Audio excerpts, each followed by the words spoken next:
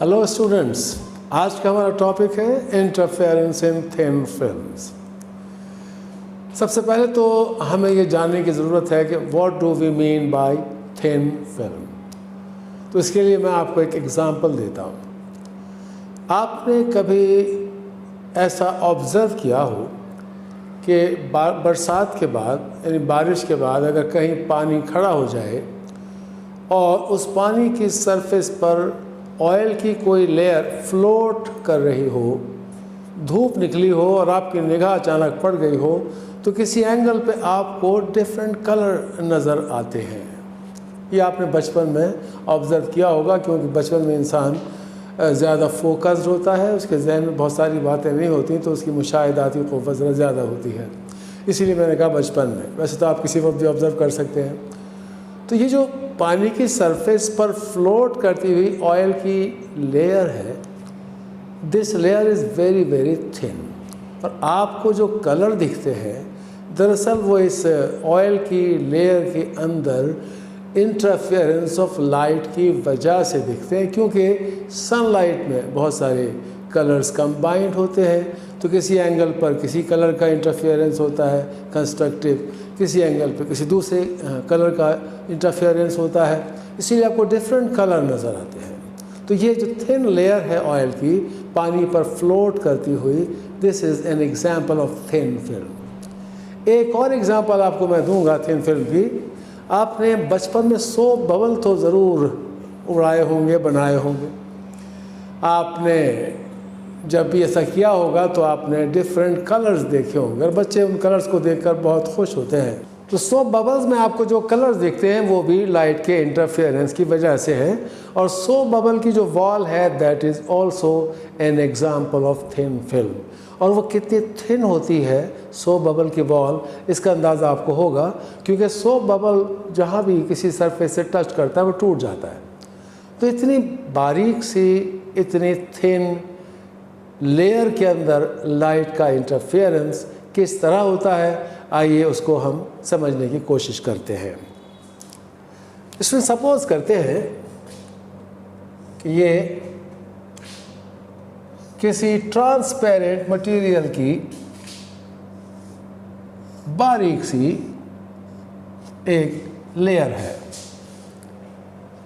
यानी कि इस लेयर का जो मटेरियल है वो ट्रांसपेरेंट है और डेंस भी है, यानी हवा के मुकाबले में डेंसर है या पानी के मुकाबले में डेंसर है। जैसे ऑयल की आप लेयर समझ लें इसको। तो स्टूडेंट, जब लाइट की एक रे फिल्म की तरफ आती है, मैं इसे ए भी कह देता हूँ, यहाँ पर एयर है और यहाँ भी एयर है। लाइट की रे जब इस फिल्म की टॉप सरफेस पे आती है तो ये दरअसल इंटरफेस है। इंटरफेस का मतलब है कि दो डिफरेंट मटेरियल की सरफेसेस आपस में जुड़ी हैं। ऊपर मटेरियल है एयर और यहाँ कोई और मटेरियल है, फिल्म का मटेरियल, जो कि डेंसर है एयर के मुकाबले में। तो ये इंटरफेस है। यहाँ पर जब लाइट टकराती है तो इस फिल्म की शाइनी सरफेस से लाइट का कुछ हिस्सा टकरा कर रिफ्लेक्ट हो जाता है। ये लाइट का कुछ हिस्सा रिफ्लेक्ट हो गया समझो, हम इसे BC कह देते हैं, और बकिया लाइट फिल्म के अंदर एंटर हो जाती है। आप देख रहे हैं कि लाइट जब फिल्म के अंदर एंटर हुई है तो थोड़ा सा बैंड हो गई है, और क्यों बैंड हो गई है यकीनन आपको पता होगा। This is due to refraction of light. लिहाजा अब ये लाइट पहुंच गई है एक मरतबा फिर एक इंटरफेस पर, यानी उसके बाद फिर एयर आ जाती है, यहाँ पर ये फिल्म का मटेरियल है। तो वंस अगेन इस लाइट के दो पार्ट्स हो जाएंगे, ABC। इस पॉइंट को मैं D कह देता हूँ। एक मरतबा फिर इस लाइट के दो पार्ट्स हो जाएंगे, कुछ हिस्सा इस लाइट का एयर में चला जाएगा, एक बार फिर लाइट का रिफ्लेक्शन हुआ, और हम इस लाइट के हिस्से में फर्दर इंटरेस्टेड नहीं है, क्योंकि इसका हमारे टॉपिक से कोई ताल्लुक़ नहीं है, इसको छोड़ देते हैं। बाकी लाइट फिल्म के अंदर ही रिफ्लेक्ट हो जाती है, बाकी लाइट फिल्म के अंदर ही रिफ्लेक्ट हो गई, और रिफ्लेक्ट होकर ये लाइट पहुंचती है इस मुकाम पर, यानी कि फिर से उसी जगह पहुंच गई फिल्म की टॉप सरफेस पर। यहाँ से भी कुछ लाइट रिफ्लेक्ट होगी, we are not interested in that light, और बाकी लाइट यहाँ से बाहर चली जाएगी हवा में। और इस तरह से स्टूडेंट्स हवा लाइट के ये दो हिस्से यहाँ पर आ गए। डी, इस पॉइंट को ई कह दीजिए, इस पॉइंट को एफ कह दीजिए। आइए मेरा ख्याल है इस प्रोसेस को एक मरतबा रिवाइज कर लेते हैं क्या हुआ, ताकि बात क्लियर हो जाए। ये एक लाइट की एक बीम है और ये आई है ए बी। इस लाइट का कुछ हिस्सा बी सी फिल्म की टॉप सरफेस से रिफ्लेक्ट हो गया और बकिया हिस्सा बी डी थिन फिल्म के अंदर एंटर हो गया। जब यहाँ पर लाइट पहुँचती है फिर एक मरतबा ये इंटरफेस है, यानी इसके बाद एक लाइटर मीडियम है, हवा रेयर मीडियम है। कुछ लाइट फिल्म के बाहर चली गई और कुछ लाइट फिल्म के अंदर ही रिफ्लेक्ट हुई according to the law of reflection of light, और फिर वो हवा में चली गई। वो लाइट जो यहाँ गई होगी वापस, हमने शो नहीं किया, उसमें हम बिल्कुल इंटरेस्टेड नहीं हैं। अब ये लाइट के दोनों हिस्से इकट्ठे हो गए। जहन में रखिएगा कि ये लाइट के दोनों पार्ट्स जितना आपको अलग दिख रहे हैं इस डायग्राम में, ये इतना दूर हो ही नहीं सकते, क्योंकि फिल्म की थिकनेस इतनी ज़्यादा तो है नहीं। फिल्म तो बहुत ही थिन है, इतनी थिन है कि हम उसको ड्रॉ भी नहीं कर सकते। यानी मैं अगर एक सिंगल लाइन भी ड्रॉ करूँगा तो उस लाइन की थिकनेस भी एयर फिल्म की एक्चुअल थिकनेस से हज़ारों गुना ज़्यादा है। हमने क्या किया है कि फिल्म की थिकनेस को काफ़ी बड़ा चढ़ा के शो किया हुआ है, ज़्यादा शो किया हुआ है। लिहाजा मैं ऐसा सपोज़ कर लेता हूँ कि इस एयर लाइट की जो फिल्म है इसकी थिकनेस है T. T is the small T is the thickness of the film. Film का जो मटेरियल है ट्रांसपेरेंट है, डेंसर है हवा के मुकाबले में। चूँकि ये थिकनेस इंतहाई कम है, लिहाजा लाइट के दोनों हिस्से इतना दूर हो ही नहीं सकते, यानी हमारी आँख इन्हें अलग अलग देखेगी नहीं। हमारी आँख इन लाइट के इन दोनों हिस्सों को मिला हुआ ही देखेगी, और लाइट के दोनों हिस्से जब मिले हुए नज़र आएंगे तो एक्चुअली लाइट का हो जाएगा इंटरफेरेंस। आप इंटरफेरेंस ऑफ लाइट इससे पहले पढ़ चुके हैं। अगर आपके जहन में नहीं है इस वक्त तो याद दिला दूं कि स्टूडेंट्स लाइट की दो वेव्स का इंटरफेरेंस होता है, मगर उसके लिए शर्त यह है कि लाइट की जो दोनों वेव्स हैं वो कोहेरेंट वेव्स हों। और कोहेरेंट वेव्स वो होती हैं कि जो एक ही सोर्स से आ रही हों, यानी एक ही सोर्स से आने वाली लाइट के दो पार्ट्स ही सिर्फ कोहेरेंट होते हैं, और ऐसे दो पार्ट्स जब भी सुपरपोज करते हैं, कंबाइन होते हैं, तो लाइट का इंटरफेरेंस हो जाता है। इंटरफेरेंस में बी कंस्ट्रक्टिव और डिस्ट्रक्टिव। लिहाजा लाइट के इन दोनों हिस्सों का भी इंटरफेरेंस होगा, और वो इंटरफेरेंस कंस्ट्रक्टिव भी हो सकता है, डिस्ट्रक्टिव भी हो सकता है। It will depend upon the path difference. और अगर पाथ डिफरेंस आपको मैं याद दिला दूं कि अगर पाथ डिफरेंस एक ख़ास कंडीशन को पूरा करे तो इंटरफेरेंस कंस्ट्रक्टिव होता है, और वो कंडीशन ये है, path difference is equal to और should be equal to 0 lambda 2 lambda 3 lambda, जिसको आप सिंप्लीफाइड फॉर्म में ऐसे लिखते हैं m लैम्डा, जबकि m का मतलब है 0 1 2 3 वगैरह वगैरह। तो आप ये m की वैल्यू पुट करते जाएंगे तो वही वैल्यूज़ आपको मिलती जाएंगी। 0 पुट करेंगे तो 0 आंसर आएगा, 1 पुट करेंगे तो लैम्डा आ जाएगा, 2 पुट करेंगे तो 2 लैम्डा आ जाएगा। इसी तरह से कंडीशन फॉर डिस्ट्रक्टिव इंटरफेरेंस है, कंडीशन फॉर डिस्ट्रक्टिव इंटरफेरेंस की कंडीशन है path difference is equal to और should be equal to lambda by 2, 3 lambda by 2, 5 lambda by 2, जिसको आप सिंप्लीफाइड फॉर्म में ऐसे लिखते हैं m प्लस हाफ लैम्डा, जबकि यहाँ भी m का वही मतलब है जो ऊपर है, यानी m इज इक्वल टू 0, 1, 2, 3 वगैरह वगैरह। आप m की जगह 0 पुट करेंगे तो हाफ रह जाएगा, लैम्डा बाई 2 बन जाएगा। 1 पुट करेंगे 1 प्लस हाफ 3 बाई 2 हो जाएगा, ये आ जाएगा। बाकी वैल्यूज इसी तरह से आती रहेंगी। तो ये है ये condition for constructive and destructive interference, जो ऑलरेडी आप यकीनन पढ़ चुके होंगे। तो क्या यहाँ पर यही सूरत हाल होगी? आइए गौर करते हैं। सबसे पहले तो आप ये फैसला करें कि ये दोनों लाइट्स जब मिली हैं तो क्या जुदा होने के बाद, यानी एक दूसरे से अलग होने के बाद, क्या इन दोनों लाइट्स ने इक्वल डिस्टेंस ट्रैवल किया है या डिफरेंट डिस्टेंस ट्रैवल किया है? और अगर डिस्टेंस डिफरेंट कवर किया है तो कितना फ़र्क है? दोनों के डिस्टेंस में जो फ़र्क होगा वही कहलाएगा पाथ डिफरेंस। आइए देखते हैं। देखिए, ये हिस्सा लाइट का BC, ये तो सीधा ही एयर में चला गया, मगर ये वाला हिस्सा जो EF है ये काफ़ी डिस्टेंस ट्रैवल करके आया है। यूँ गया, यूँ आया, फिर इधर आया। यानी इस पॉइंट से अलग होने के बाद लाइट का एक हिस्सा हवा में चला गया है, दूसरा हिस्सा फिल्म के अंदर घूम के फिर बाहर आया है। जाहिर सी बात है कि इस पार्ट ने, EF ने ज़्यादा डिस्टेंस कवर किया है इस पार्ट BC के मुकाबले में, और वो डिस्टेंस ज़्यादा कितना है? वो डिस्टेंस है BD प्लस DE।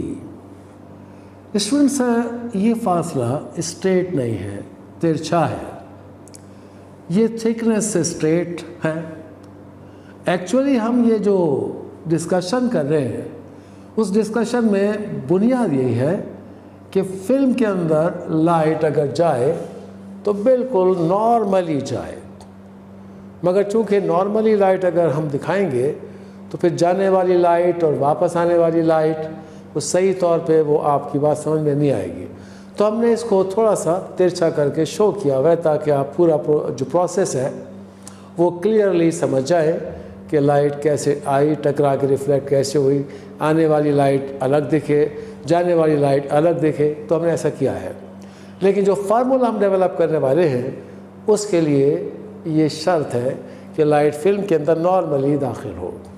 लिहाजा आप यही सपोज करेंगे कि लाइट तिरछी नहीं है, लाइट नॉर्मली आ रही है, और जब लाइट नॉर्मली आएगी तो फिर ये फासला होगा T और ये फासला भी होगा T। इसका मतलब TU और TA 2T फासला ज़्यादा कवर किया है लाइट EF ने लाइट BC के मुकाबले में। बस यही पाथ डिफरेंस है।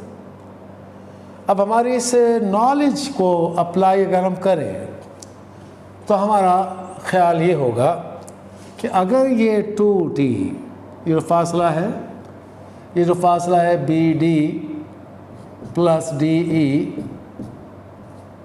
Is equal to T plus T 2T, ये फासला अगर ये फासला लैम्डा के बराबर है, यानी पाथ डिफरेंस लैम्डा के बराबर है, तो according to this condition interference will be constructive. और अगर इंटरफेरेंस कंस्ट्रक्टिव होगा तो हमें यहाँ पर ब्राइट फ्रिंज नज़र आएगा किसी भी कलर का। स्टूडेंट्स, एक्चुअली यहाँ पर सूरत थोड़ी सी इससे डिफरेंट है। फ़र्क क्या है, ज़रा गौर कीजिएगा। लाइट की एक प्रॉपर्टी है कि जब लाइट किसी फिक्स्ड बाउंड्री से रिफ्लेक्ट होती है, तो उसका फेज रिवर्स हो जाता है या उसमें हाफ वेवलेंथ का शिफ्ट हो जाता है। अब ये बात थोड़ी सी आपके लिए मुश्किल होगी समझना कि भाई फेज रिवर्स होने से क्या मुराद है, हाफ वेवलेंथ का शिफ्ट क्या मतलब है। एक ही बात है, एक ही बात को दो अल्फाज में कहा जा रहा है। हाफ वेवलेंथ का शिफ्ट कह रहे हैं या फेज रिवर्सल कह रहे हैं। पहली बात, कब लाइट के रिफ्लेक्ट होने पर फेज रिवर्सल होगा या हाफ वेवलेंथ का शिफ्ट होगा, पहली बात इसको समझना है। लाइट जब किसी फिक्स्ड सरफेस से या फिक्स्ड बाउंड्री से रिफ्लेक्ट होगी। अब फिक्स बाउंड्री कौन सी होती है? जो डेंसर मीडियम की सरफेस होती है। ये सरफेस डेंसर मीडियम की सरफेस है स्टूडेंट्स, ठीक है जी, ये डेंसर मीडियम की सरफेस है। लिहाजा लाइट जब यहाँ से रिफ्लेक्ट हुई है, ये वाली, ये डेंसर मीडियम की सरफेस है, यहाँ एयर है। लाइट जब यहाँ से रिफ्लेक्ट हुई है तो इस लाइट का फेज रिवर्स हो गया। फेज रिवर्स ये होता है, देखिए जैसे ये एक फिक्स सरफेस है, ये एक फिक्स सरफेस है और ये से लाइट की एक वेव टकरा रही है। लाइट की जब ये वेव टकराएगी, ये फिक्स सरफेस है, तो वापस लाइट की वेव यूं जाएगी, ये यूं जाएगी। क्या खास बात? टकराया था क्रेस्ट, टकराया था क्रेस्ट, रिफ्लेक्ट हुआ ट्रफ, और क्रेस्ट और ट्रफ मिलकर एक वेवलेंथ बनती है। ये एक वेवलेंथ है लैम्ब्डा, और सिर्फ क्रेस्ट अगर देखोगे, सिर्फ क्रेस्ट अगर आप देखेंगे तो वो लैम्ब्डा बाई 2 है, सिर्फ ट्रफ देखेंगे तो वो भी लैम्ब्डा बाई 2 है। तो लिहाजा जब क्रेस्ट ट्रफ बन गया तो इससे क्या हुआ कि वेव ने हाफ वेवलेंथ का शिफ्ट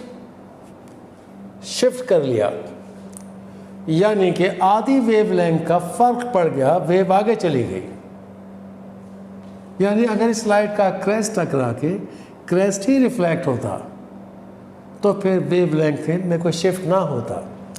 यहाँ लाइट बीसी के अंदर यही हुआ है कि लाइट बीसी जब रिफ्लेक्ट हुई है तो जब ये लाइट टकराई होगी, अगर मिसाल के तौर पे क्रेस्ट टकराया था तो ट्रफ बन गया। इससे क्या हुआ कि ऑटोमेटिकली हाफ वेवलेंथ ट्रैवल हो गया, यानी लाइट बीसी ने हाफ वेवलेंथ का डिस्टेंस कवर कर लिया विदाउट ट्रैवलिंग। इस वाली लाइट ने ट्रैवल किया है और ट्रैवल करके 2t डिस्टेंस कवर किया है, और इस वाली लाइट ने सिर्फ रिफ्लेक्शन से हाफ वेवलेंथ ट्रैवल किया है।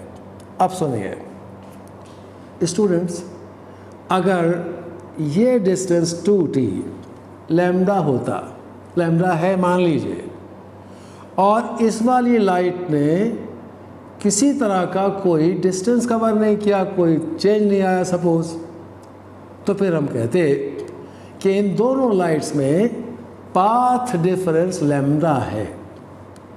लेकिन ऐसा है नहीं ना, क्योंकि इस लाइट ने भी डिस्टेंस ट्रैवल किया है।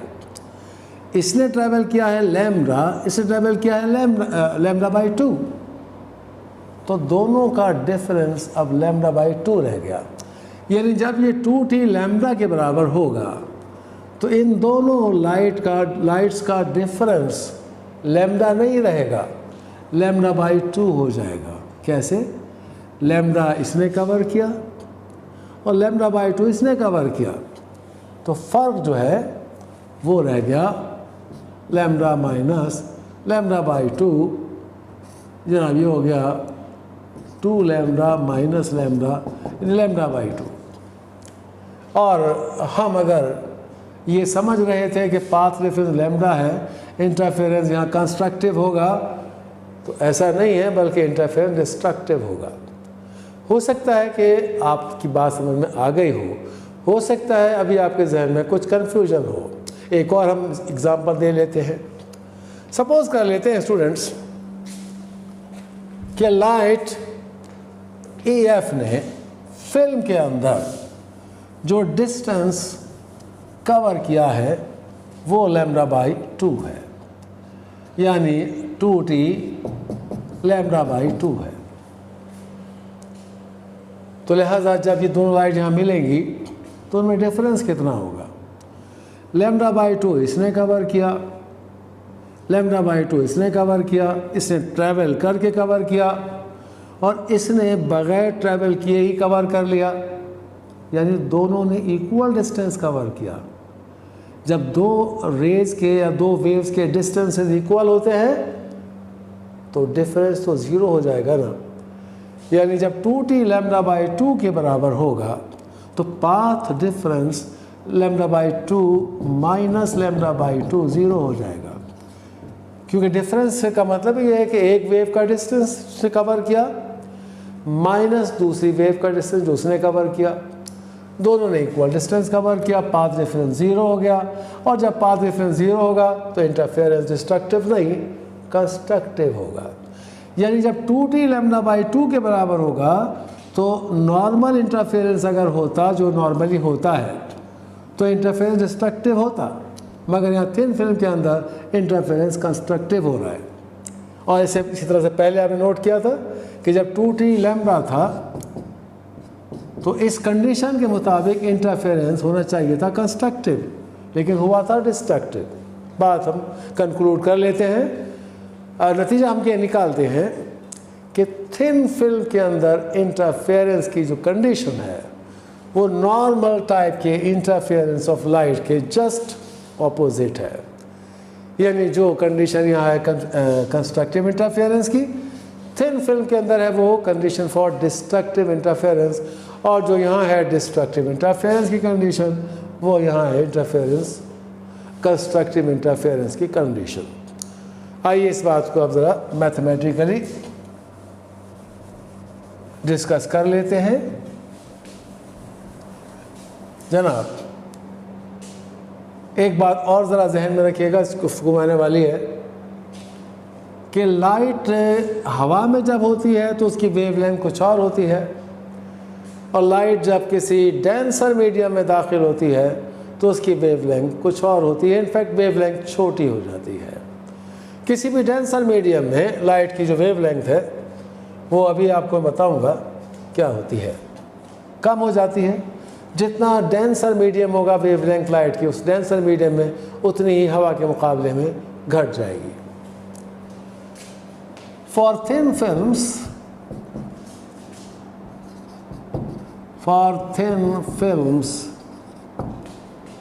the condition for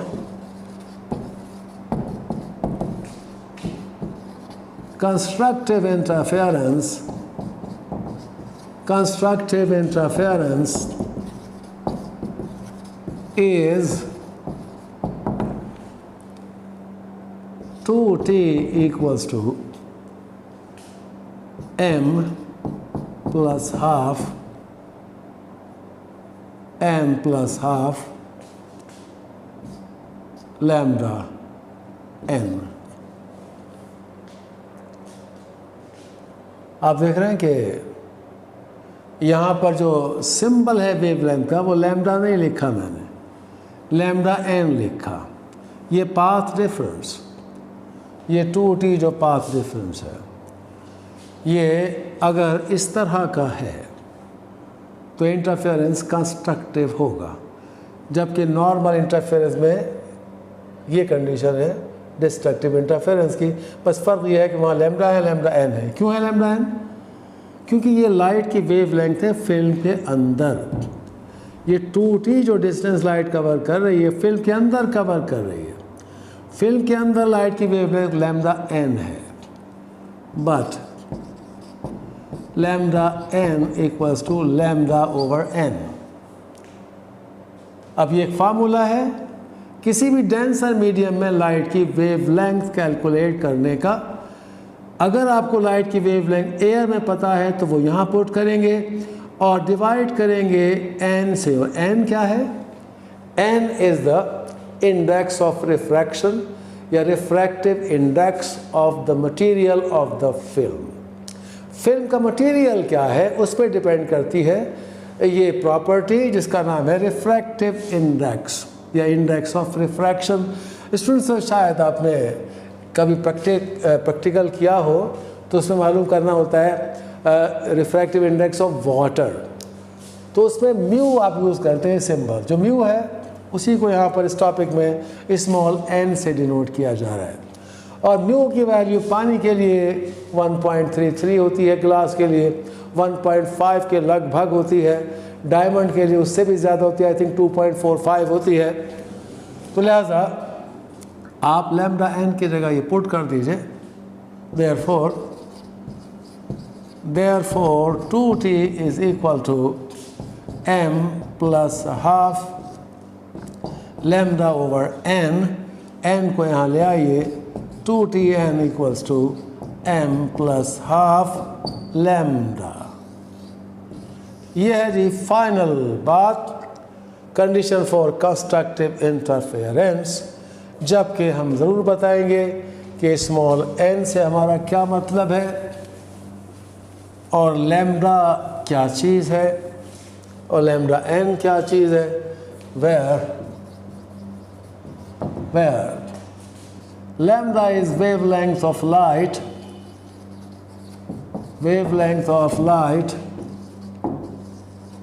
in air, and lambda n is wavelength of light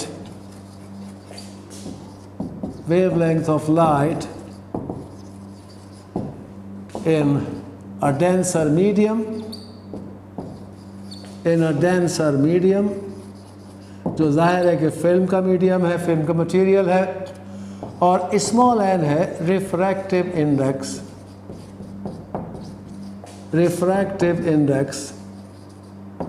of the material of the film. यहाँ पर फिल्म का मटेरियल जो भी है, अगर ऑयल की लेयर है तो ऑयल का रिफ्रैक्टिव इंडेक्स आएगा, लिहाजा जो भी होगा उसका फिल्म का मटेरियल उसका रिफ्रैक्टिव इंडेक्स ही होगा, यानी ऑफ द फिल्म या डेंसर मीडियम और ऑफ डेंसर मीडियम।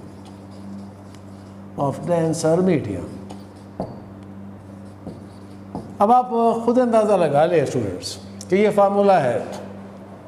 ये अगर लाइट हवा से पानी में जाती है तो यहाँ पर आ गई हवा की वेवलेंथ डिवाइड बाई पानी के लिए n की वैल्यू, रिफ्रैक्टिव इंडेक्स की वैल्यू 1.33, तो lambda divide by 1.33, answer reduce हो जाएगा, वेवलेंथ छोटी हो जाएगी। अगर ग्लास में जा रही है लाइट, हवा से ग्लास में जा रही है, तो n की वैल्यू ग्लास के लिए 1.52, 1.5354 डिपेंड करता है किस टाइप का ग्लास है, उससे डिवाइड होगा, वेवलेंथ और छोटी हो जाएगी। जितना डेंसर मीडियम होगा वेवलेंथ उतनी ही छोटी हो जाएगी। सो इसी तरह से अगर हम बात को थोड़ा मुख्तसर करें तो डायरेक्ट लिख सकते हैं, लिखना चाहिए कि कंडीशन फॉर डिस्ट्रक्टिव इंटरफेरेंस ये होगी। सिमिलरली इसी तरह से we can show that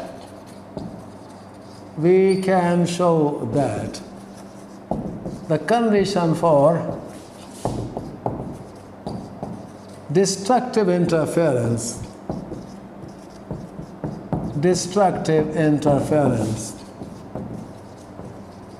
in thin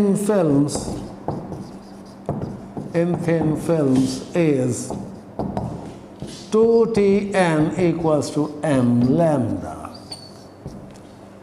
तो इसमें से इस तरह से हमारा आज का लेक्चर इख्तिताम को पहुंचता है। मैं उम्मीद करता हूं कि आपको ये टॉपिक समझ में आया होगा। इंशाल्लाह अगले वीडियो के लिए आपसे फिर मिलेंगे। That's all for today.